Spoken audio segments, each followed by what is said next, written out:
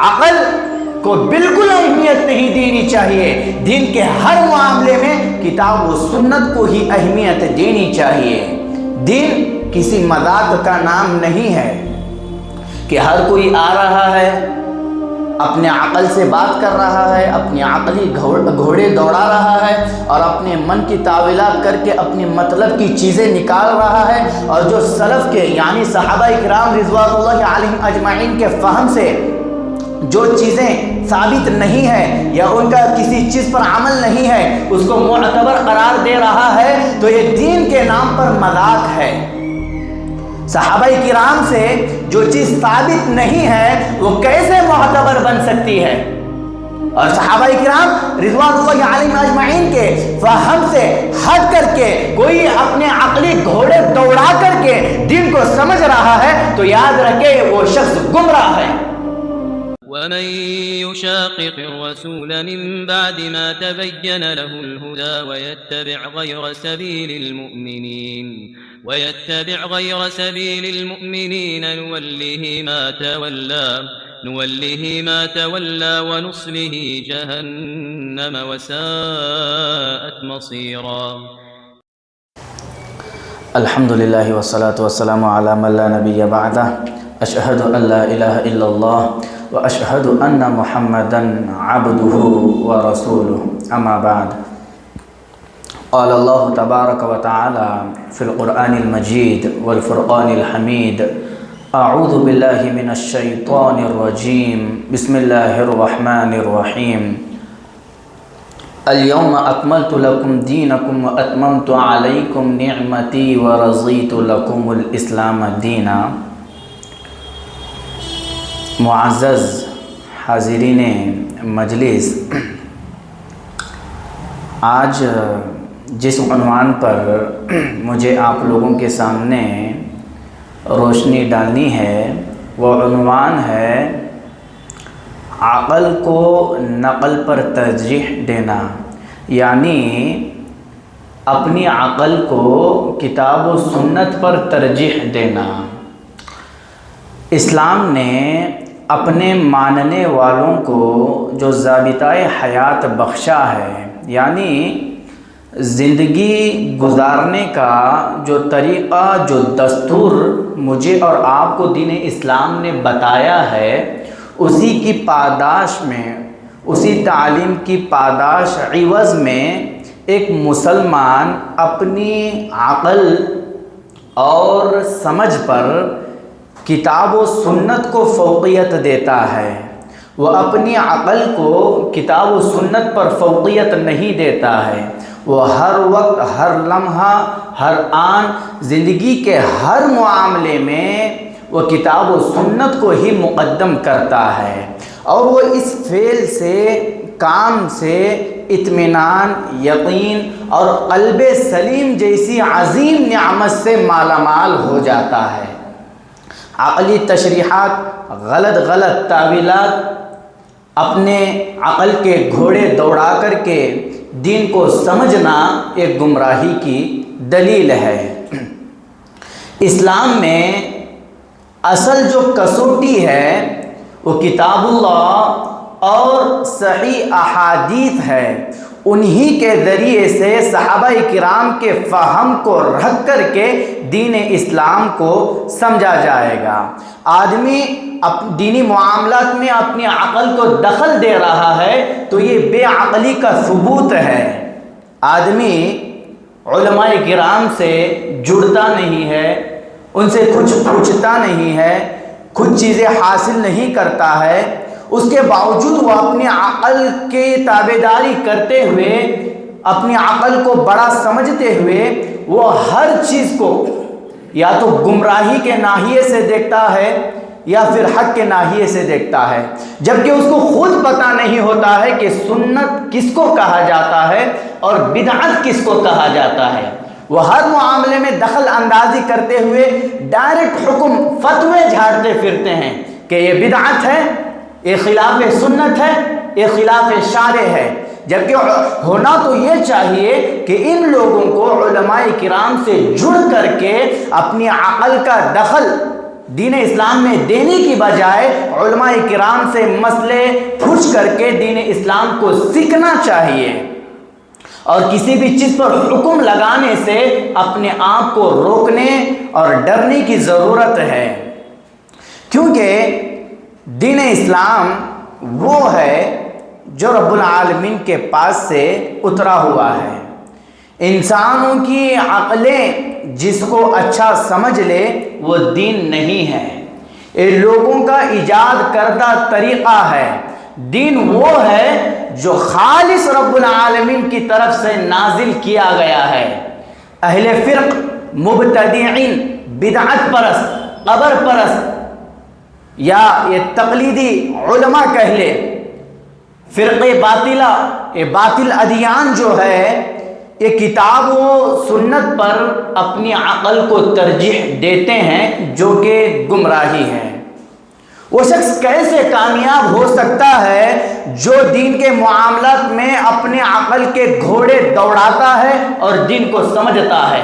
وہ تو گمراہ ہے، کیونکہ رب العالمین نے ہر لحاظ سے دین اسلام کو مکمل کر دیا ہے۔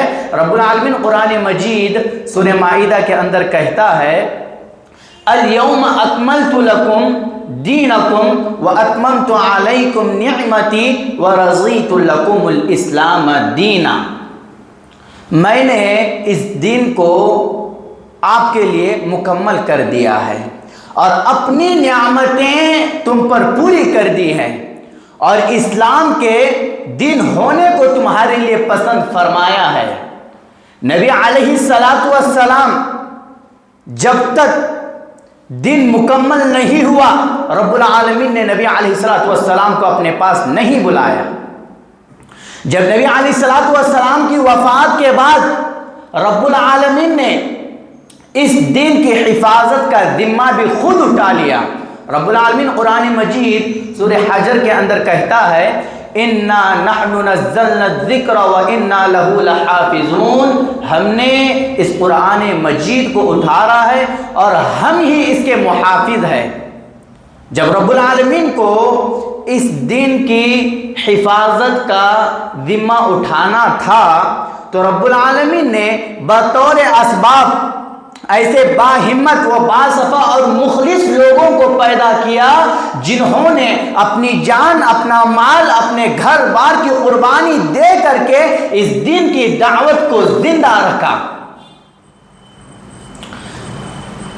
موجودہ دور میں اسلام کا یہ وسیع دائرہ، یہ لامحدود جغرافیہ، اسلام جو چپے چپے میں پہنچ چکا ہے، یہ ان گنت کوششیں، بے شمار قربانیاں اسلام کی خاطر، یہ ساری قربانیاں صحابہ کرام رضوان اللہ علیہم اجمعین کی تھی۔ اللہ تعالیٰ نے ان کے ذریعے سے اس دین اسلام کی حفاظت کی اور دین اسلام کی ہر تعلیم دنیا کے گوشے گوشے میں پہنچ گئی، اور صحابہ کرام رضوان اللہ علیہم اجمعین کے بعد رب العالمین نے ائمہ کرام، محدثین، علماء کرام سے اس دین کی حفاظت کر رہا ہے اور قیامت تک کرتا رہے گا۔ صحابہ کرام رضوان اللہ علیہم اجمعین جب ایمان لاتے ہیں تو ان کے اندر نبی صلی اللہ علیہ وسلم کی اطاعت و فرما برداری کا جنون اس قدر تھا کہ ایک واقعہ آپ لوگوں کے سامنے سنا دیتا ہوں۔ حضرت خالد رضی اللہ عنہ جب اسلام لاتے ہیں، جب ان کے اسلام لانے کی خبر ان کے والد تک پہنچتی ہے تو ان کے والد حضرت خالد رضی اللہ عنہ کو پیٹتے ہیں، مارتے ہیں، ان کے ہاتھ میں کی لکڑی ٹکڑے ٹکڑے ہو گئی، اور اپنے بیٹے سے کہتے ہیں کہ بیٹا دین محمد کو چھوڑ دے ورنہ تیری خیر نہیں ہے۔ میرے بھائی اور صحابی رسول رضی اللہ عنہ نے کیا کہا، قابل غور طلب بات ہے، اور دینی معاملات میں عقلی گھوڑے دوڑانے والے غور سے اس بات کو سنیں۔ آپ رضی اللہ عنہ نے کہا کہ میں نبی علیہ السلام کے دامن اقدس کو نہیں چھوڑوں گا، چاہے میری جان بھی چلی جائے، میں ہر حال میں نبی علیہ السلام کی فرما برداری اطاعت کروں گا۔ باپ تنگ آ کر کے کہتا ہے کہ میں تیرا رزق بند کر دوں گا. کیا کہا؟ کہ میں تیرا رزق بند کر دوں گا. ایمان، خالد رضی اللہ عنہ کے ایمان کو دیکھے کہ خالد رضی اللہ عنہ کہتے ہیں کہ ابا جان اگر آپ میرا رزق بند کر دیں گے تو رب العالمین مجھے رزق عطا کرے گا، رب العالمین مجھے رزق عطا کرے گا. میرے بھائیوں، اس واقعے سے مجھے اور آپ کو یہی بات معلوم ہوتی ہے کہ دینی معاملات میں ہر وقت، ہر لمحہ، ہر طور طریقے کے وقت نبی علیہ الصلوۃ والسلام کے فرمان کو دیکھنا چاہیے، اور نبی علیہ الصلوۃ والسلام کے اصحاب، صحابہ کرام رضوان اللہ علیہم اجمعین کا جو طرز ہے، طریقہ ہے، اس کو مجھے اور آپ کو اپنانا چاہیے. عقل کو بالکل اہمیت نہیں دینی چاہیے. دین کے ہر معاملے میں کتاب و سنت کو ہی اہمیت دینی چاہیے. دین کسی مذاق کا نام نہیں ہے کہ ہر کوئی آ رہا ہے، اپنے عقل سے بات کر رہا ہے، اپنی عقلی گھوڑے دوڑا رہا ہے اور اپنے من کی تاویلات کر کے اپنی مطلب کی چیزیں نکال رہا ہے. اور جو سلف کے یعنی صحابہ کرام رضوان اللہ علیہم اجمعین کے فہم سے جو چیزیں ثابت نہیں ہے یا ان کا کسی چیز پر عمل نہیں ہے اس کو معتبر قرار دے رہا ہے تو یہ دین کے نام پر مذاق ہے. صحابہ کرام سے جو چیز ثابت نہیں ہے وہ کیسے معتبر بن سکتی ہے؟ اور صحابہ کرام رضوان اللہ علیہم اجمعین کے فہم سے ہٹ کر کے کوئی اپنے عقلی گھوڑے دوڑا کر کے دین کو سمجھ رہا ہے تو یاد رکھے وہ شخص گمراہ ہے. کیونکہ مجھے اور آپ کو جو مکلف بنایا گیا ہے، نبی علیہ الصلوۃ والسلام پر جو کچھ اتارا گیا ہے اس کو من وعن مجھے اور آپ کو قبول کر لینا ہے. دینی معاملات میں عقلی گھوڑے دوڑانے کی گنجائش نہیں ہے. نبی علیہ الصلوۃ والسلام کا فرمان ہے، علی رضی اللہ عنہ اس حدیث کے راوی ہے کہ اگر دین کی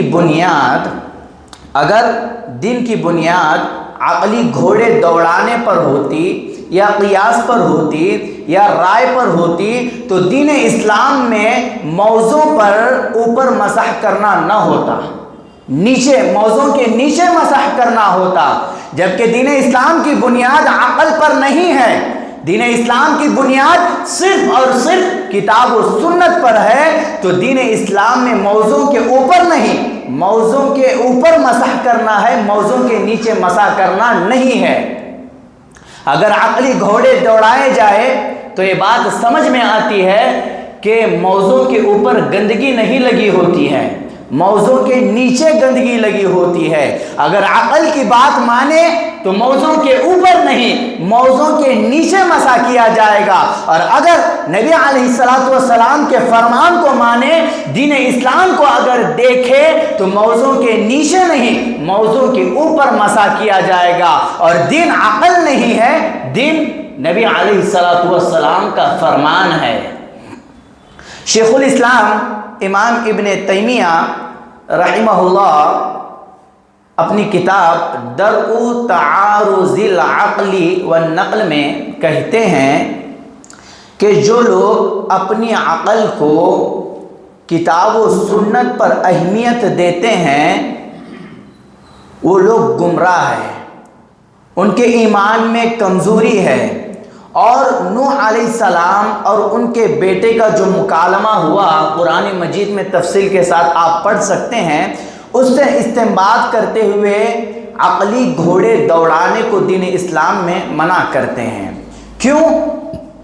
کیونکہ رب العالمین کہتا ہے قال سآوی الی جبل یعصمنی من الماء. جب نوح علیہ السلام کے بیٹے نے اپنے والد کی بنائی ہوئی کشتی پر سوار ہونے کو ٹھکرا دیا اور کہا کہ میں کسی پہاڑ پر پناہ لے لوں گا، وہ مجھے پانی سے محفوظ کر دے گا، تو رب العالمین نوح علیہ السلام نے کہا، اپنے بیٹے سے فرماتے ہوئے کہا قال لا عاصم اليوم من امر اللہ الا من رحم. نوح علیہ السلام نے اپنے بیٹے سے کہا آج رب العالمین کے عذاب سے کہیں پناہ نہیں ملے گی سوائے اس کے جس پر رب العالمین کا رحم ہو. وحال بینہم الموج فکان من المغرقین، اور ان دونوں کے درمیان، نوح علیہ السلام اور ان کے بیٹے کے درمیان پانی کا موج حائل ہوتا ہے اور ان کا بیٹا غرق ہو جاتا ہے، پانی میں ڈوب جاتا ہے۔ یہ کیوں؟ یہ اپنی عقل کا استعمال کرنے کا نتیجہ ہے۔ جب قرآن کہہ رہا ہے اس پر آپ اپنی عقل کو ترجیح دے رہے ہو تو یاد رکھیں یہ گمراہی ہے، اور اس کا نتیجہ شرک، بدعت، خواہشات نفسانی کے سمندر میں ڈوب کر غرق ہو جانا ہے۔ اسی لیے ہر وقت ہر لمحہ اپنی عقل کا استعمال کتاب و سنت کے معاملے میں کرنے سے پرہیز کرنے کی ضرورت ہے، اور دین اسلام کو علماء کرام کے ماتحتی میں رہ کر ہی سیکھنے کی ضرورت ہے۔ یہ کچھ باتیں تھیں جو میں نے آپ لوگوں کے سامنے کہی ہے۔ رب العالمین سے دعا کرتے ہیں کہ جو کچھ باتیں کہی گئی ہے اللہ تعالیٰ مجھے اور آپ کو اس پر عمل کرنے والا بنائے۔ آمین۔ وآخر دعوانا ان الحمد للہ رب العالمین۔